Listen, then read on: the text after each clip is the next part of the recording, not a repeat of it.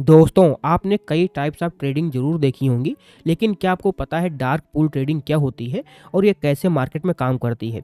क्या इसके मार्केट के ऊपर कोई इफ़ेक्ट पड़ता है और ये है क्या? चलिए हम समझ लेते हैं। आप यहाँ पे इमेजिन करिए कि अगर किसी भी कंपनी के 50 लाख शेयर खरीदे गए हैं, लेकिन चार्ट पे आपको कुछ भी बड़ा नहीं दिख रहा है, प्राइस भी नहीं ज़्यादा बढ़ी है, ऐसा कैसे हो सकता है? क्या मार्केट के पीछे कोई हिडन मार्केट भी है? तो इसी को ही हम लोग क्या कहते हैं, डार्क पूल ट्रेडिंग। अब यहाँ पे सबसे पहले हम समझ लेते हैं कि डार्क पूल है क्या और ये कैसे काम करता है। सबसे पहले हम डार्क पूल का मतलब ही समझते हैं। इसका मतलब अंधेरा नहीं होता है, इसका मतलब क्या होता है, private trading venue. Private trading venue जहाँ पे क्या होता है कि बड़े बड़े जो इंस्टीट्यूशंस हैं वो आपस में ही ट्रेड करते हैं और ये जो अपने नॉर्मल ऑर्डर बुक में ये हमको नहीं दिखता है। ठीक है, जो भी हम लोग यहाँ पे देखते हैं ऑर्डर बुक के अंदर जो भी ट्रेड होते हैं आस्क बिड प्राइस, उसके अंदर हमको ये देखने को नहीं मिलता है। अब यहाँ पे हम बात करते हैं ये डार्क पूल ट्रेडिंग की ज़रूरत ही क्यों पड़ती है। यहाँ पे आप यहाँ पे इमेजिन करिए कि अगर एक कोई म्यूचुअल फंड कंपनी है जो कि यहाँ पे 20 लाख शेयर खरीदना चाहती है कोई भी एक स्टॉक के, अगर वो डायरेक्ट एनएससी पे एक साथ 20 लाख शेयर को बाई करेगा तो पूरे मार्केट को पता चल जाएगा। ठीक है, लेकिन यहाँ पे क्या है, जो रिटेल ट्रेडर्स हैं वो भी बाई करने लगेंगे। तो सामान्यतः क्या होती है कि जब ज़्यादा मात्रा में ज़्यादा ट्रेड होने लगते हैं बाइंग साइड में तो प्राइस ऊपर भाग जाएगी और म्यूचुअल फंड को जो बाई करना है वो बहुत महंगा पड़ जाएगा। तो इसीलिए वहाँ पे वो लोग क्या करते हैं कि उनको एक ऐसी जगह चाहिए जहाँ उनको कोई देख ना पाए और वो पब्लिक की नज़र से बच करके वो आपस में ट्रेड कर पाएँ। इसी को हम कहते हैं, यही आइडिया जो है एक डार्क पूल ट्रेडिंग का निर्माण करता है। अब यहाँ पे हम बात करते हैं कि जो नॉर्मल एक्सचेंज होते हैं और जो डार्क पूल ट्रेडिंग होती है, इनमें अंतर क्या है। ठीक है, जो नॉर्मल एक्सचेंज है जिस पे हम लोग ट्रेड करते हैं एनएससी बीएससी, वो यहाँ पे क्या है। देखिए, जो ऑर्डर्स क्या होते हैं नॉर्मल एक्सचेंज के अंदर सबको दिखाई देते हैं। ओके, बिड और आस्क जो प्राइस होती हैं ये सब क्या है, सार्वजनिक होती हैं और सभी पार्टिसिपेंट्स एक ही सार्वजनिक ऑर्डर बुक को देखते हैं और वहाँ पे ट्रेड करते हैं। लेकिन डार्क पूल में यहाँ पे क्या होता है कि ये सार्वजनिक रूप से हमको जो है नहीं दिखाई देते हैं, पहला यहाँ पे। ठीक है, बड़े ऑर्डर आपस में मैच हो जाते हैं फटाफट। ठीक है, क्योंकि वो बड़े जो हैं इंस्टीट्यूशंस आपस में ही ट्रेड करते हैं और ट्रेड होने के बाद जो है रिपोर्टिंग के जो है रूल्स हैं वो कंट्री के और वेन्यू के अनुसार अलग अलग हो सकते हैं। ये डिपेंड करता है क्या है। ठीक है, अब यहाँ पे हम थोड़े एग्जाम्पल की भी बात कर लेते हैं कि नॉर्मल जैसे है, नॉर्मल मार्केट में म्यूचुअल फंड अगर 10 लाख शेयर बाई डालता है तो वहाँ पे सब लोग देख लेंगे कि जो यहाँ पे इसने 100 के हिसाब से यहाँ पे 10 लाख शेयर खरीद रहा है, तो वो क्या अचानक से 104 हो जाएगा। लेकिन अब डार्क पूल की अगर बात करेंगे तो उसी साइज का ऑर्डर प्राइवेट तरीके से मैच हो सकता है। इससे मार्केट इम्पैक्ट कम करने की कोशिश की जाती है कि ज़्यादा मोमेंटम ना हो। ओके, अब यहाँ पे होता है कि इसको यूज कौन करता है। ठीक है, डार्क पूल ट्रेडिंग जो होती है, क्या एक रिटेल ट्रेडर कर सकता है इसके अंदर? इसका आंसर है बिल्कुल नहीं। यहाँ पे जो है केवल म्यूचुअल फंड कर सकते हैं, पेंशन फंड कर सकते हैं, हेज फंड कर सकते हैं, इन्वेस्टमेंट बैंक्स हो गए और एसेट मैनेजर हैं। ये जो हैं 5 तरह के जो प्रोफेशंस हैं एंड ये जो यही लोग यहाँ पे कर पाएंगे। ठीक है, तो अब बात करते हैं कि क्या डार्क पूल इलीगल है, ये धोखा तो नहीं है मतलब रिटेल ट्रेडर के साथ? इसका आंसर है बिल्कुल नहीं, क्योंकि ये जो रूल्स हैं कई कंट्री में लीगल हैं, लेकिन रेगुलेशन क्या है बहुत स्ट्रिक्ट होता है। ठीक है, क्योंकि अगर ट्रांसपेरेंसी कम होगी तो मिसयूज भी हो सकता है। तो प्रॉपर फुल ट्रांसपेरेंसी के साथ एक ऑर्डर विंडो ओपन होती है, वहाँ पे ये सब ट्रेड किए जाते हैं। क्या जो इंडिया में डार्क पूल है, क्या यही सबसे बड़ा एक कन्फेशन है जैसे भारत में और अमेरिका जैसी रिटेल एक्सेसिबल डार्क पूल व्यवस्था नहीं है? भारत में क्या है, ट्रेडिंग के लिए हम लोग मुख्य तरीके से 2 यूज करते हैं, एनएससी और बीएससी। ओके, जैसे रेगुलेटेड एक्सचेंज पे होती है। बड़े जो अपने संस्था हैं जैसे वो अपने ट्रेड्स के लिए अलग अलग रेगुलेटरी फ्रेमवर्क यूज करते हैं, जैसे ब्लॉक डील हो गया। ठीक है, आपने सुना होगा कि ब्लॉक डील होने जा रही, उसको वो भी यहाँ पे एक टाइप की डील ही होती है। बल्क डील हो गई, ये सब यहाँ पे आदि मौजूद हैं, लेकिन इन्हें डार्क पूल कहना सही नहीं होगा।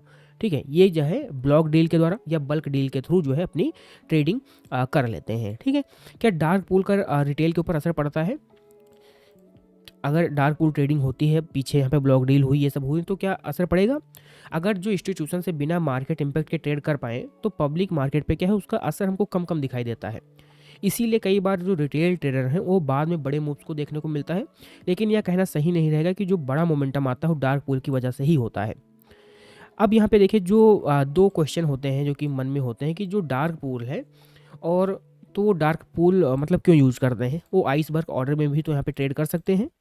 जैसे जो आइसबर्ग ऑर्डर लगता है उसमें भी तो क्वांटिटी नहीं दिखाई पड़ती है ना। तो यहाँ पे हम आपको बता देते हैं कि बहुत सारे लोग कंफ्यूज होते हैं कि आइसबर्ग ऑर्डर एक्सचेंज पे ऑर्डर आता है लेकिन पूरी क्वांटिटी नहीं दिखती है। डार्क पूल में क्या है, ट्रेड ही प्राइवेट वेन्यू में ही होता है, यानी ये दो अलग अलग कंसेप्ट हैं। ठीक है, तो उनको बड़ा ट्रेड करना होता है, सो डेट यहाँ पे वो आइसबर्ग ऑर्डर का यूज नहीं करते हैं। छोटे मोटे ट्रेड के लिए आइसबर्ग यूज करते हैं, लेकिन बड़े ट्रेड्स के लिए वो डार्क पूल का ही यहाँ पे यूज करते हैं।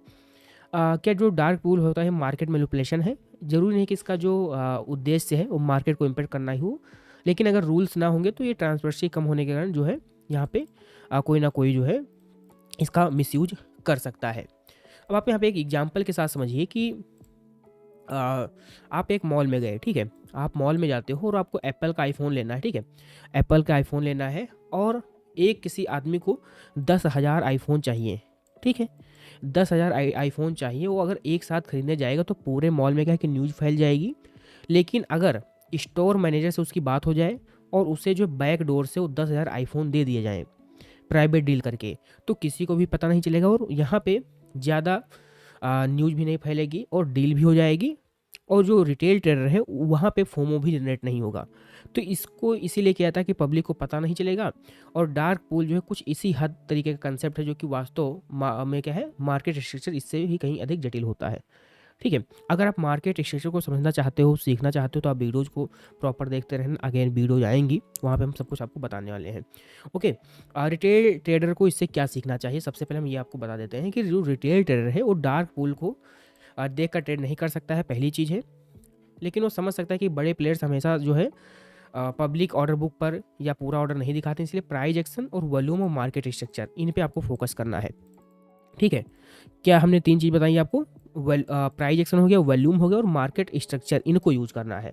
अब अगर आप इनको अलग अलग यूज़ करोगे तो आपको समय भी लग सकता है, तो उसके लिए अगर आप चाहो तो मैनुअल ना करना पड़े तो उसके लिए आप market magnet algo indicator use कर सकते हो या ट्रैपिक्स यूज़ कर सकते हो। तो यहाँ पे आप देख सकते हो कि मार्केट ओपन होते ही कितना अच्छा यहाँ पे ट्रेड मिला और ये भी रनिंग में है। ठीक है, प्रॉपर हर एक ट्रेंड में आपको दिखा देता है कि टाइम फ्रेम में क्या है, हर एक टाइम फ्रेम में ट्रेंड क्या है। ठीक है, कौन से स्टॉक्स में मोमेंटम है, ये सब आपको पता चल जाएगा। और इससे पहले भी आप देख सकते हो कि काफ़ी अच्छे यहाँ पे इसने ट्रेड कराए हैं, पुट बाई का भी काफ़ी अच्छा सिग्नल मिला है। तो ये क्या है कि 3-4 चीज़ों को यूज करके अच्छे से हमको ट्रेड कराता है और एनालिसिस भी करता है।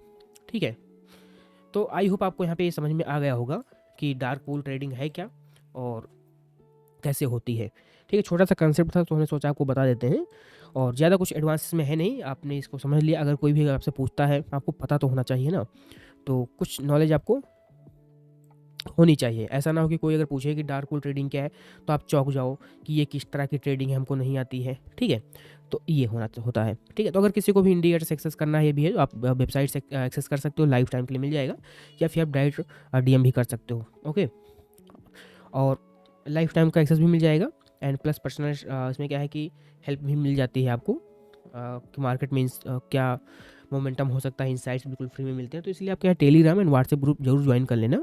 ओके, और अगर आपको पर्सनल कोई भी प्रॉब्लम है, डाउट है, आप डायरेक्ट व्हाट्सएप पे कांटेक्ट कर सकते हो। ओके, तो इसी के साथ हम मिलेंगे एक नेक्स्ट इंटरेस्टिंग वीडियो में। तब तक के लिए आप सभी का बहुत बहुत धन्यवाद दोस्तों।